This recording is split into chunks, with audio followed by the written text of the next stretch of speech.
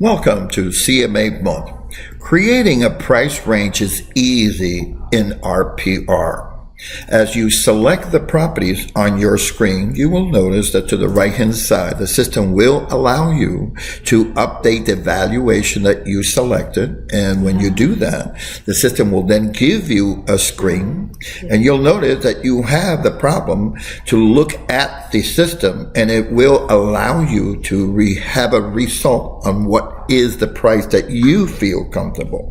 If I click on the word edit, after the system gives you the amount, what they feel the average, and I feel that that is not the number I really want to see, there is a place called recommended price.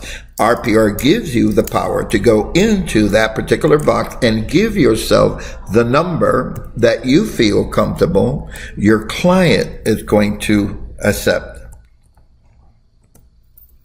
So once I do this over here and I tell the program that this is the number that I feel, I can then say to the system, I would like to give a range. And in that particular range, I can make it from 745 to 785. And then say at the bottom, save. And the system will now give me the ability to show a range to the client.